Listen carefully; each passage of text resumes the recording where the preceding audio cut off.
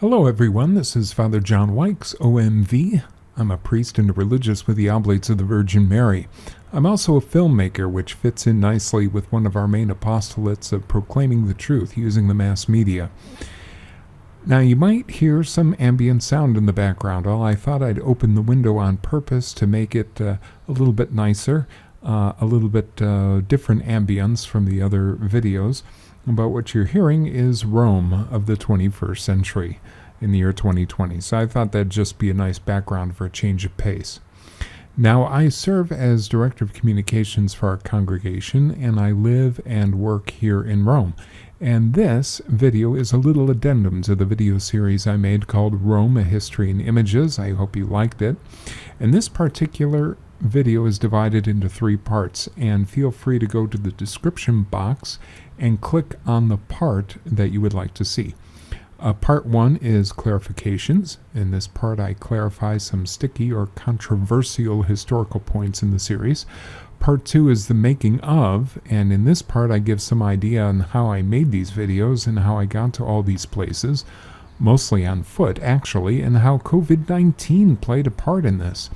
And part 3 is equipment used, more technical, and it covers the equipment I used to make the episodes. Each of these 3 parts again can be accessed easily by clicking on the time indicated in the description box.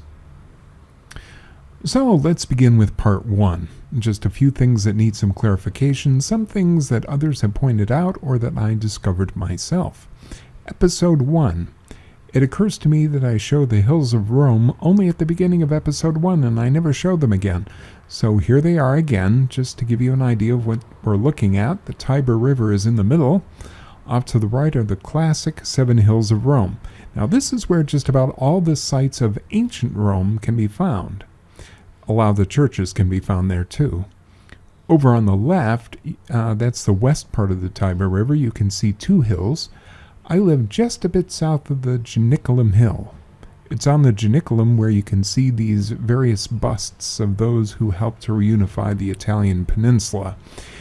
And above, this here is Vatican Hill. So this is where Vatican City is and where St. Peter's Basilica is located. So that just gives you an idea of the geography of the area.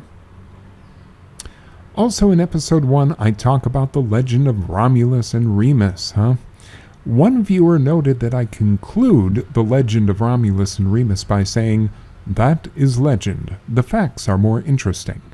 And in a few minutes, suddenly I say that Romulus officially founded the city of Rome. So which one is it, fact or legend?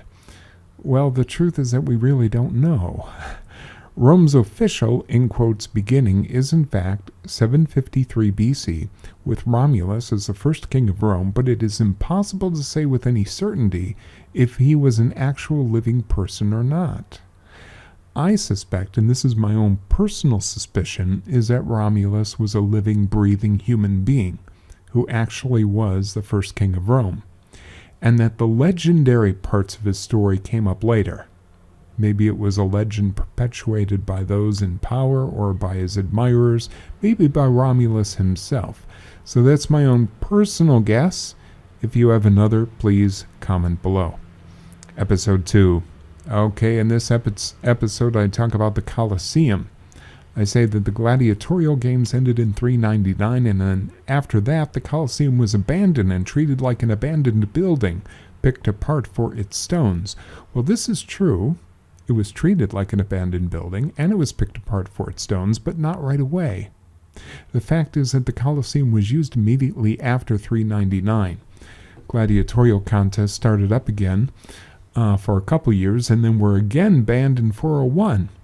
And after that, for about 1,000 years, the Colosseum was used, but for a variety of smaller events, including some religious services, and was even used on occasion as a residence. One family used it as a castle. At times the Colosseum had workshops and places available for rent. Then, in medieval times, the Colosseum was abandoned and used as a quarry, and its stones were used in the building of churches, including the present-day St. Peter's Basilica. So the narration is true, but it's somewhat misleading, because it is true that after the gladiatorial games ended that the Colosseum was treated like an abandoned building, but that didn't happen right away. It was a long time before it was completely and totally abandoned. Okay, in a number of episodes I refer to the grave of St. Peter, while many others refer to the tomb of St. Peter. I always say grave simply because the bones of St. Peter are so far down underneath the level of the current St. Peter's Basilica that I think of it as a grave. You know, when I think of a tomb, I think of a marble structure above ground containing the remains of a person, such as the tomb of St. John Paul II. So if you don't like my use of the word grave, well, I'm sorry, that's the explanation I give. St. Peter is so very far below the current St. Peter's that I really see his mortal remains as being pretty much buried at this point in history. Episode 4. So here I talk about how the church took certain aspects of ancient Rome and Christianized them. Now I want to emphasize this again because quite frankly I've heard so very many times people saying the Catholic Church is basically the leftover remnants of the Roman Empire. Or how many times have we heard that Christmas is not a Christian holiday but a pagan holiday? People need to understand that imitation or appropriation is not the same as equivalence. The Catholic Church took certain aspects of the ancient Roman Empire, deliberately so, and Christianized them. That doesn't mean that the Catholic Church is the Roman Empire or that the Catholic Church is what remains of the Roman Empire. It's kind of like saying that the Jefferson Memorial in Washington, D.C. is actually an ancient Roman temple. Well, the Jefferson Memorial was modeled after the Pantheon in Rome, so much so that the two, at least in terms of overall shape and structure, look almost identical. So yes, the Jefferson Memorial was directly modeled after the Pantheon. This does not mean that the Jefferson Memorial is the Pantheon, or what is left of an ancient Roman temple. Same with Christmas. Don't let anyone tell you that Christmas is not a Christian holiday. Of course it is.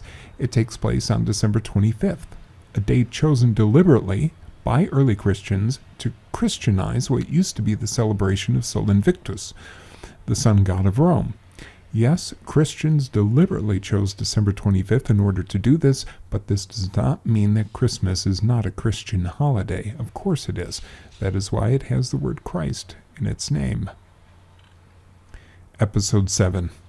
In Episode 7, I talk about the reunification of Italy, and the title of the episode uses the word reunification. Actually, the event is called the unification of Italy, so some people have trouble with my title.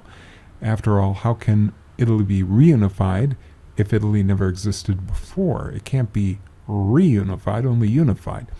Well, I use the term reunification because I'm referring to the Italian peninsula, which in modern English is usually referred to as either the Italian peninsula or simply Italy. And the whole idea behind the unification of Italy was to reunify the peninsula as it once was during the time of the Roman Republic and the Roman Empire. It was a hearkening back to the ancient days of a strong, unified peninsula.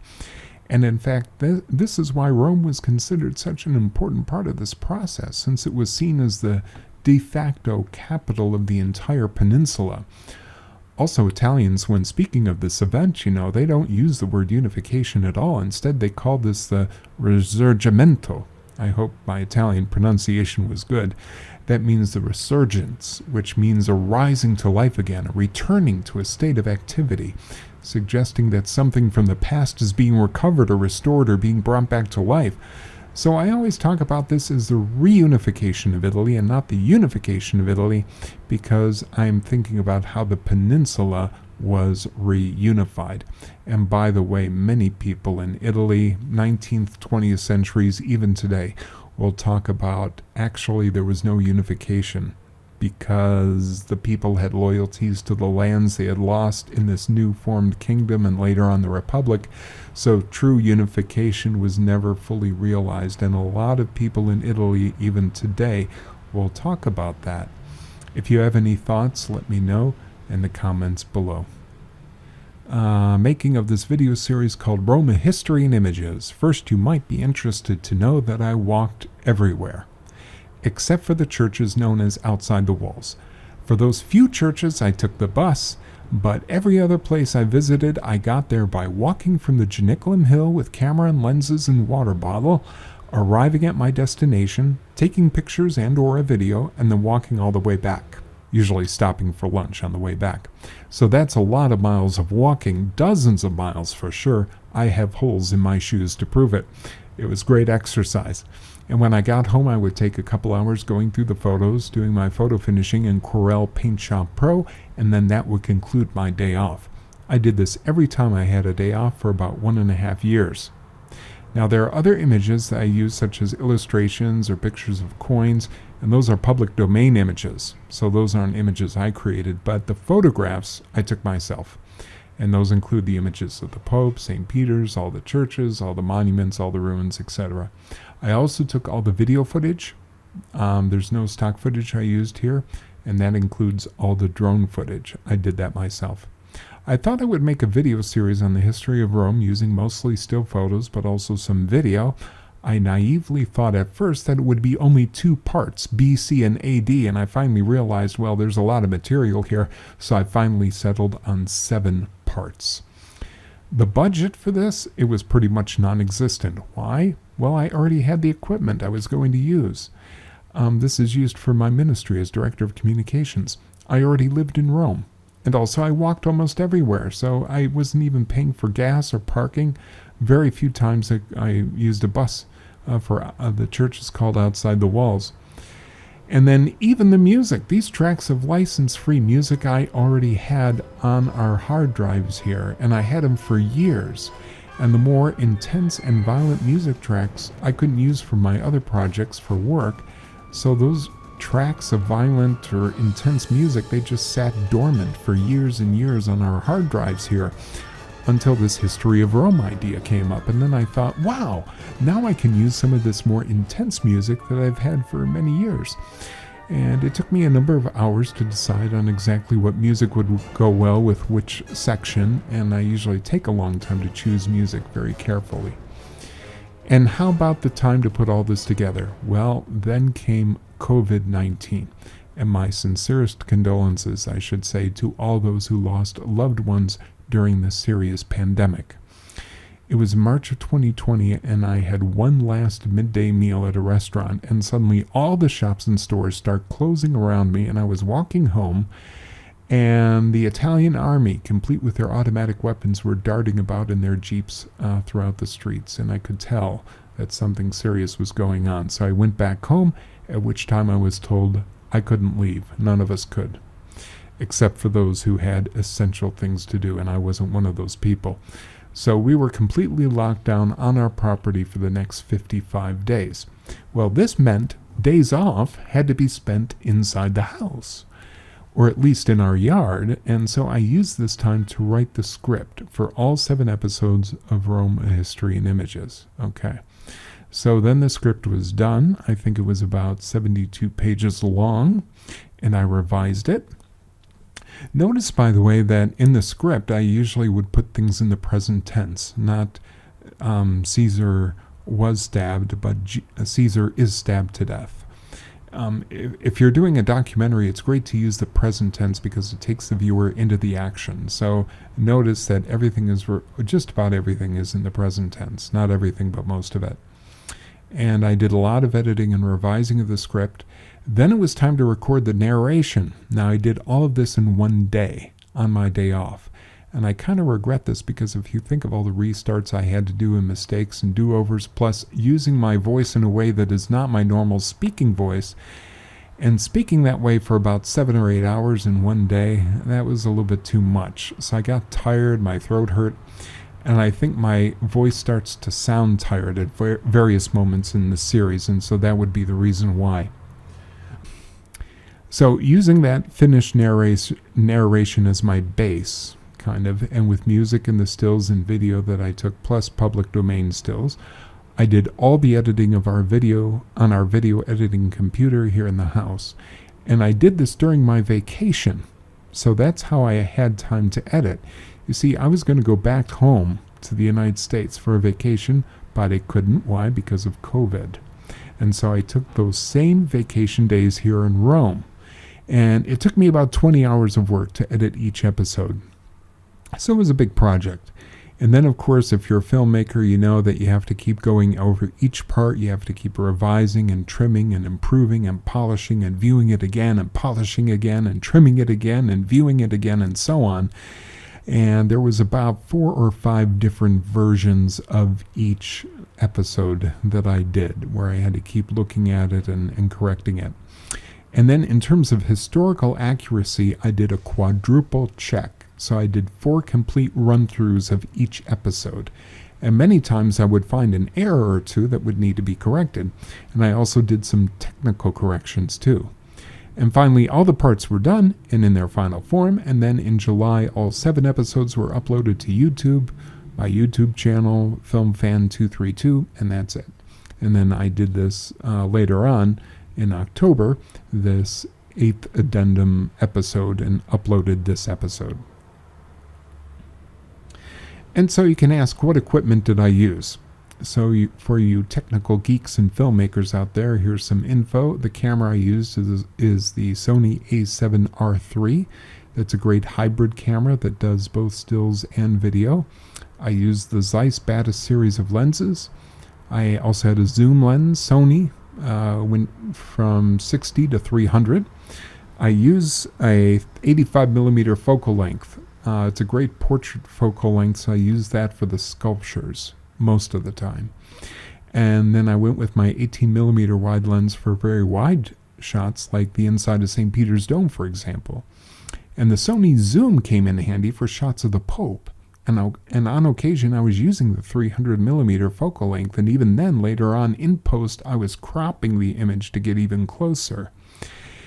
And those nice full-frame sensors are dust magnets, and so that could be a problem, but I had a blower brush with me, and also the sensor cleaning option on the camera itself helped a lot. I had a mini tripod I used on occasion. This thing is cheap, it's plastic, it's tiny, it cost maybe about $5 way back when. I've been using this thing for about 35 or 40 years, no joke. Those video shots of St. Peter's I accomplished by literally sitting on the street with the camera on this tiny tripod, the tripod resting on the street. Well, the drone I used is the DJI Phantom 4, which is a great piece of machinery. I always followed the rules in terms of flying the drone, and some people actually think I may have flown over parts of Rome in a way that was illegal, but that's not true. The drone never left our private property. It did in terms of height, but never in terms of distance. And on a couple of occasions when it looks like I was flying the drone over the streets of Rome, it was actually drone footage combined with a zoom done in post-production on the computer. By the way, seagulls hate my drone, and when I fly it in Rome, the gulls appear immediately and start squawking and circling around it. And I'm not exaggerating when I say the gulls appear immediately. It takes them about 20 seconds from the time I launch to the time they fly over to see what's going on. And then I literally have about a minute more before the gulls start getting too close to the drone and I have to bring it down. So to do the drone in Rome was very tricky. For narration, the microphone I used was a Golden Age Project R1 MK2 microphone. This is a ribbon mic, which is a great mic to use for narration, and it has a vintage design. The audio recorder I used was the Tascam DP03 Digital Porta Studio. It has great sound quality, which is actually better than some more recent Tascam recorders. And for photo finishing, I used Corel Paint Shop Pro. And finally, for the final assembly, this included video editing, sound editing, primary color correction, secondary color correction, sound mixing, rendering. All this was done in Sony Vegas. And actually, Sony sold the program to a company called Magix, so I suppose now it's called Magix Vegas. But anyway, it's a great program. I did all the video post in Vegas. Well, that's about it. If you have any questions, comments, or discussion points, please comment below. Don't forget to like and subscribe, and have a great day.